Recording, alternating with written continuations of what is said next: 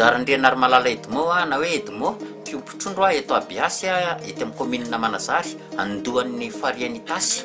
Mpiompon-trondro efa tranainy efa naharitra ela mihitsy dia mba naheno filazana tamin'ny radio hoe misy tohana ho an'ny tantsaha amin'ny resaka fambolena sy ny fiompiana ary ny jona dia mba nisoratra anarana tany amin'ny CCI Miarinarivo i Tasy amona izay ao anatiny atao hoe tohana fiarina ka isorako be da be ny fitondram-panjakana amin'izao satria mba voasintona tao anatin'ny mpitsitraka nahazo izany tohana zany hoentiko anitarana ny fiompiana trondro fiompiana trondro matianina no ataoko amin'izao toerana izao dia mahatonga anay manao an'itony trano tony trano fitoerana entana izay atao hoe entana ao daholo zany ny kojakoja rehetra hatramina sakafona trondro no trano fiambenana.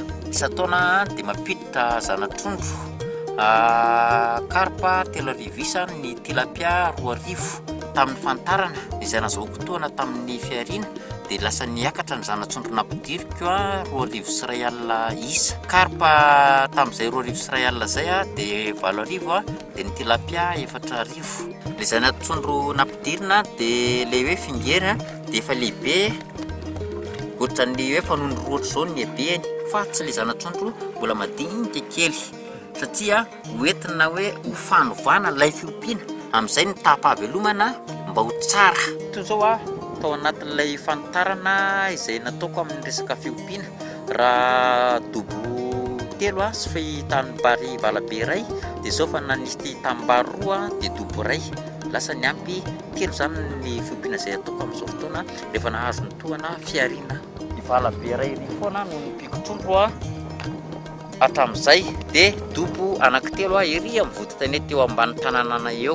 Ny dobo amin'izao fotoana izao dia lasa dobo 4 dia tanimbary 3. Ny fanitarana zany dia efa etaetako hatramin'izay hoe raha izaho raha mahita tohana dia anitatra ny fiompiana trondro anetana ny olona inkoa mba hanao fiompiana noho ny zavatra hitana zareo, ny zavatra ataoko dia lasa zareo manao fiompiana inkoa.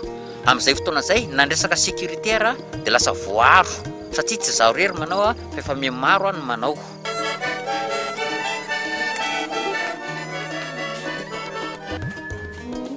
Ireto fitaovana ireto izay masinina izay azo tamin'ny tohana tamin'ny fiarina anaovana provandy anaovana sakafona trondro satria ny trondro mila sakafo.